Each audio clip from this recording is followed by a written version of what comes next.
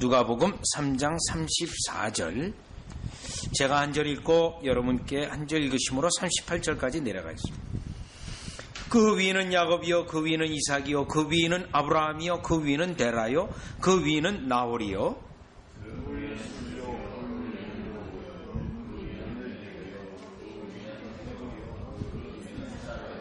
그 위는 가이난이요, 그 위는 아박삿이요, 그 위는 셈이요, 그 위는 노아요, 그 위는 레멕이요,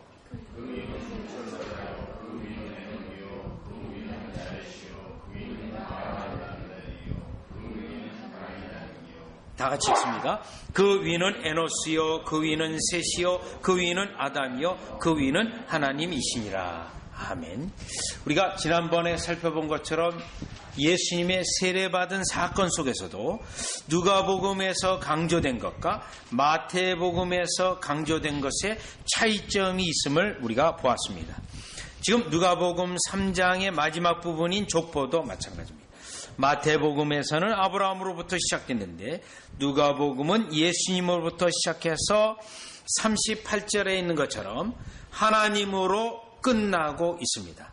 따라서 우리가 이 본문을 분석하고 해석하고 적용할 때 이 다른 점, 잘못된 것이 아니고 강조점이 달라서 이와 같이 되어졌는데, 그러면 그 강조된 성경에서 오늘날 우리에게 말씀하고자 하는 것이 무엇인지를 우리가 살펴보려고 합니다. 물론 이 족보를 여러분 억지로 푼다거나 또 인간적으로 풀게 되면 항상 문제가 일어나게 됩니다. 그래서 사도 바울이 디모데에게 에베소 교회를 보낼 때 특별히 족보에 청렴해서 논쟁하는 것을 이제 금하게 했는데, 오늘 우리가 이 본문을 볼 때도 그러한 말씀에 근거해서 본문이 강조하고 있는, 우리에게 말씀하고 있는 내용을 찾아보려고 합니다. 자, 그렇다면 우리가 곧바로 38절로 가셔서요. 지금 아브라함 34절이 아브라함이요, 그 위는 데라요, 요 부분부터 마태복음 족보하고 다른 부분입니다. 그러고 나서 38절에 가보면 거꾸로 올라가서 결국은 아담을 만나게 됩니다. 38절이요. 그리고 그 아담으로 끝나는 게 아니라 그 위는 하나님이시니라, 하나님으로 끝나고 있습니다. 지금 사람의 족보로서 사람으로 시작해서 사람으로 끝나는 것이 아니라 하나님으로 끝나고 있고, 분명히 23절에 보니 예수님으로부터 시작될 거죠. 그러면 왜 족보가 이렇게 구성이 되었는가? 하나님이 의도하시는 목적은 무엇인가를 알 수 있는데, 첫 번째는 38절에 있는 것처럼 예수님께 23절이요. 23절에 보면 예수께서 가르침을 시작하실 때에 30세쯤 되니라라고 되어 있습니다. 예수님으로 시작하면서 요셉의 아들, 그리고 요셉의 위는 이렇게 시작되어 있습니다. 그러면 예수님으로 시작돼서 하나님으로 끝났는데 그 하나님 바로 직전이 아담입니다. 38절에 있는 것처럼. 그러면 이 아담의 언급이 왜 있는가? 물론 누가복음은 마태복음하고 달리 사도 바울의 가르침에 더 가깝습니다. 그래서 사도 바울의 그러한 신학적 구조하고 상당히 유사한 부분들이 많이 있는데, 왜냐하면 사도행전 28장 마지막 부분을 보면 사도 바울이 로마 감옥에 갇혔는데, 그때도 그 로마 감옥에 갇혀 있을 때 이 누가복음을 작성한 누가도 그때 같이 있었습니다. 그래서 이 아담이라는 것과 또 사도 바울이 아담이라고 하는 언급과 살펴볼 때 상당히 중요한 의미가 여기에 있는데, 첫 번째로는 그 위는 아담이요라고 했을 때 23절로 가보시죠. 다시 내려가서 그 위는 아담이요라고 했는데 23절에 보면 예수님입니다. 그러면 예수님하고 아담과의 관계가 무슨 관계냐 하면 38절에 있는 것처럼 이 아담에게 예수님을 약속해 줬습니다. 사람에게 가장 처음 예수님을 약속해 준 사람은 아담입니다. 그래서 자연스럽게 족보는 예수님으로 시작해서 이 아담까지 올라왔는데, 이 아담은 타락한 이후에 하나님으로부터 중재자인 예수님으로 약속을 받았습니다. 그게 창세기 3장 15절입니다. 그러면 누가복음 지금 3장 38절에 그 위는 아담이요라고 먼저 읽고 그 다음에 23절에 가서 예수님을 보게 되면 사도 바울의 말씀 갈라디아서 4장 4절이 우리에게 생각납니다. 갈라디아서 4장 4절은 때가 참에 하나님이 그 아들을 세상에 보냈다라는 겁니다. 자, 때가 참에 하나님이 세상에 이 예수님을 보냈는데, 누가복음은 바로 그거를 거꾸로 언급하면서 강조하고 있다는 것을 알 수가 있죠. 그래서 이 부분은 분명히 마태복음에는 없는 부분이고 누가복음에만 있는 것입니다. 그렇다면 하나님의 때가 참에 예수님이 이 땅에 오신 것은 지금 누가복음 3장 38절에 아담에게 약속하신 약속이 성취되었다는 거죠. 따라서 이 족보가 우리에게 첫 번째로 알려준 것은 하나님의 약속하신 예수님이 이 땅에 오셨는데 그 약속은 하나님의 신실하심을 증거하고 있고 또 하나님의 약속이 드디어 성취되는 때가 왔다라는 겁니다. 왜냐하면 누가복음을 보면 때에 대한 언급들이 누가복음에 자주 나옵니다. 때, 시간에 대한 언급이 나옵니다. 그런데 바로 그 시간이 되었다는 것이죠. 하나님의 약속이요. 그러면서 이 본문을 보면 우리가 깨닫는 것 하나는 지금 이 복음이 여러분 언제부터 시작하죠? 누가복음 3장 38절에 있는 것처럼 아담에게 복음이 주어지고 그때로부터 복음이 시작된 겁니다. 따라서 복음은 오래된 겁니다. 복음은 어느 날 갑자기 사람들이 만들어 놓은 것이 아닙니다. 자, 이 부분을 여러분 사도 바울하고 누가하고 그 신학적 방법이 같이 간다고 돼 있죠. 한번 갈라디아서를 가보시면 갈라디아서 1장을 가보시죠. 우리가 아까 갈라디아서 4장 4절을 봤죠. 갈라디아서 1장을 가보면 갈라디아서 1장 11절입니다. 1장 11절이요. 형제들아, 내가 너에게 알게 하노니 내가 전한 복음은 사람의 뜻을 따라 된 것이 아니니라. 이는 내가 사람에게서 받은 것도 아니요 배운 것도 아니요 오직 예수 그리스도의 계시로 말미암은 것이라. 자, 예수님으로부터 받았다는 거예요. 그러면 사도 바울도 받았고, 그러면요 이걸 제일 먼저 받은 사람이 누구냐면 아담이라는 겁니다. 그래서 4장 4절을 가보시죠. 갈라디아서 4장 4절을 가보면 다 받았어요. 자, 이거는 주님으로부터 직접 받은 거라는 거죠. 사람으로부터 받은 게 아니고요. 또 때가 참에 하나님이 그 아들을 보내사 여자에게서 나게 하시고 율법 아래 나게 하신 것은, 자, 하나님의 때가 된 거죠. 이제 때가 되어서 그들을 건지기 위해 하는 거죠.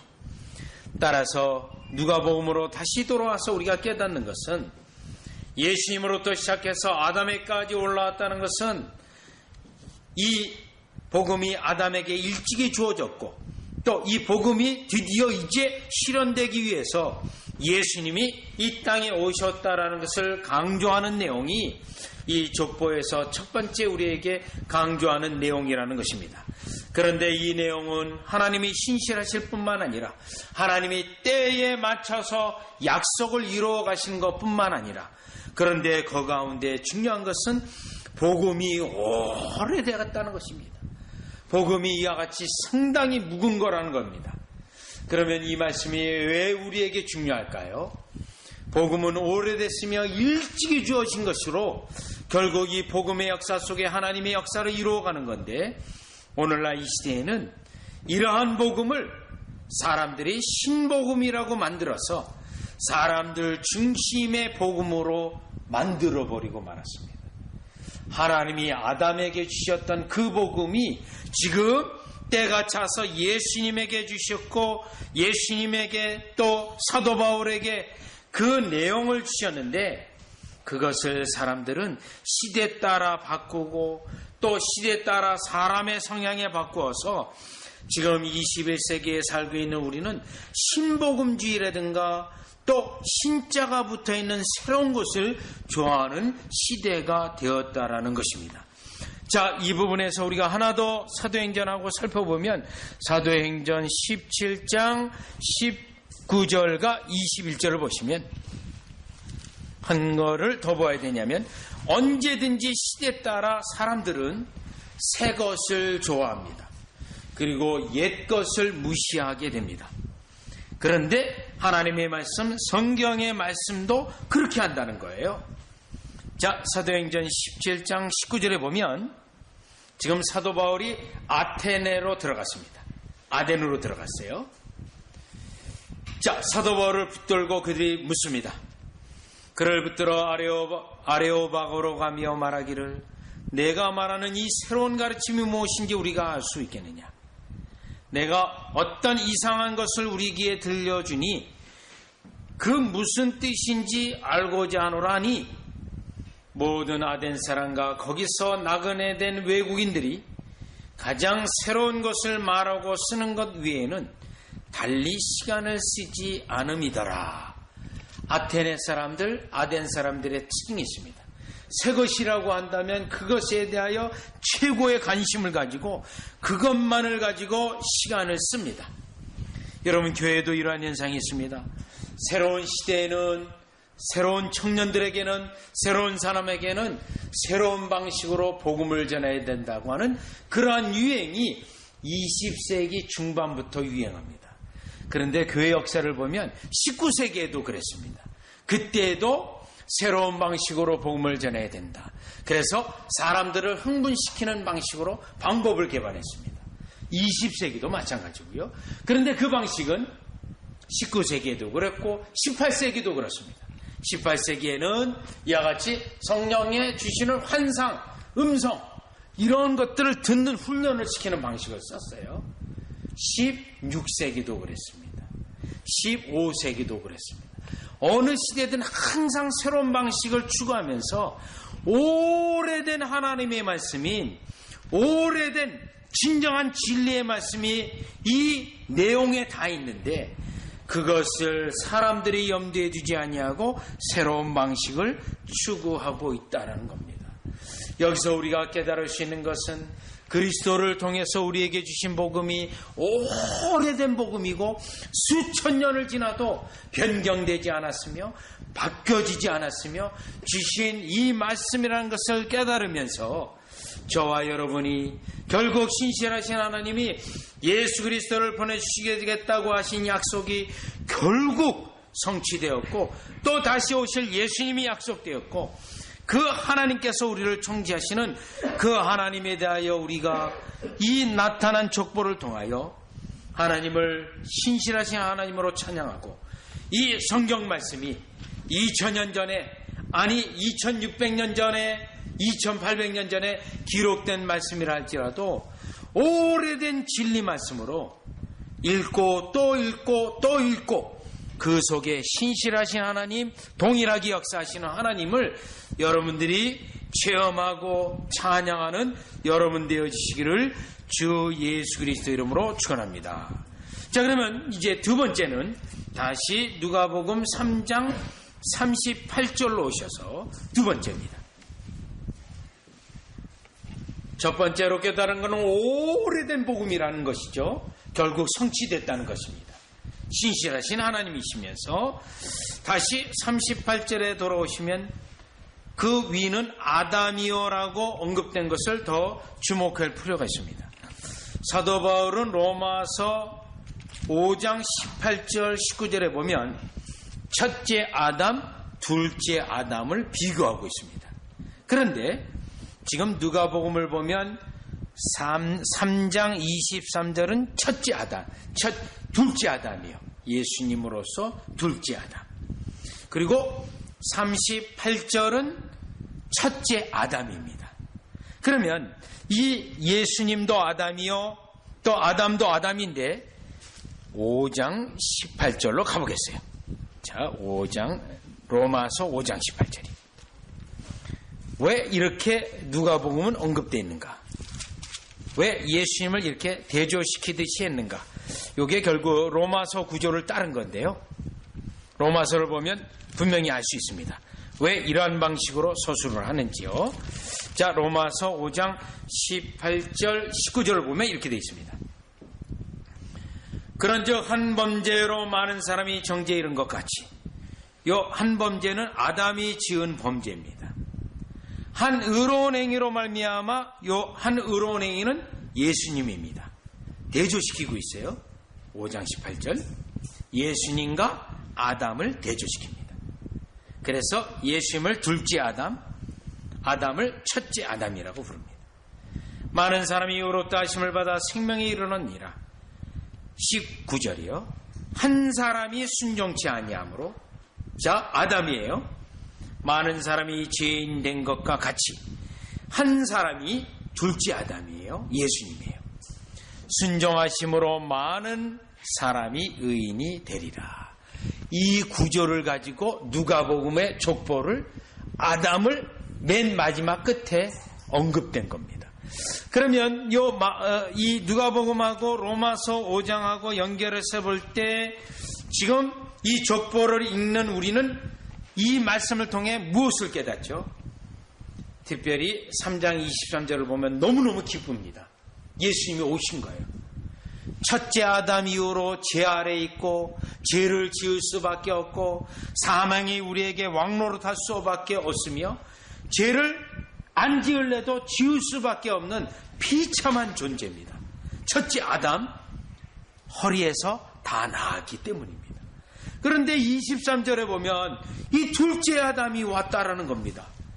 그러면 이 둘째 아담이 왔기 때문에 이제 죄 아래에서 해방이 되어지고 죄의 굴레에서 벗어날 수 있습니다.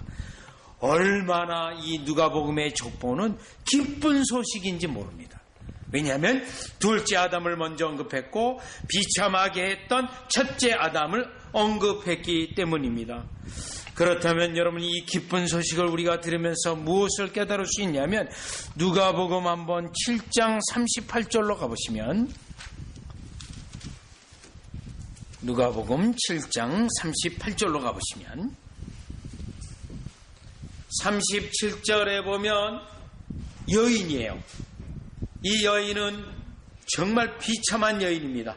사람으로부터 조롱을 받고 도무지 사회적으로도 인정받을 수 없는 여인입니다.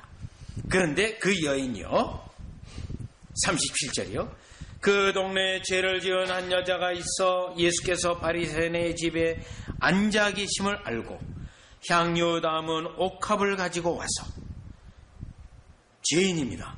그리고 38절에 보면 예수의 뒤로 그 발 곁에 서서 울며 눈물로 그 발을 적시고 자기 머리털로 닦고 그 발에 향유를 맞추고 입에 맞추고 향유를 부으니 이 여인의 이 슬픔은 죄에 대한 슬픔뿐만 아니라 예수님에게 와서 이와 같이 기름을 붓는 기쁨의 눈물까지도 동시에 있는 눈물입니다.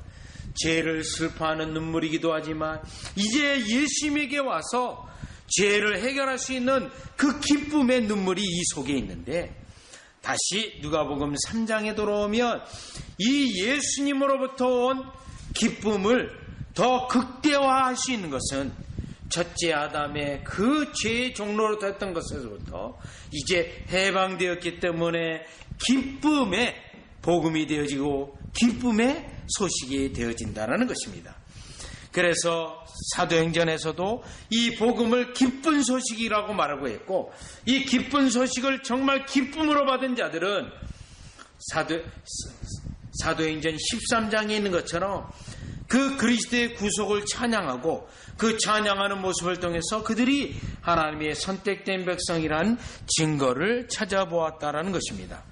그래서 오늘 우리는 이 누가복음 3장에 나와 있는 이 족보를 통해서 마태복음과 달리 이 구원의 소식이 복된 소식이 기쁜 소식인데 특별히 마태복음보다 더 기쁨을 강조되고 있기 때문에 이 기쁨의 소식이 여러분에게도 큰 기쁨의 소식이 되어져서 주님을 찬양하고 감사하는 여러분 되시기를 주 예수 그리스도 이름으로 축원합니다.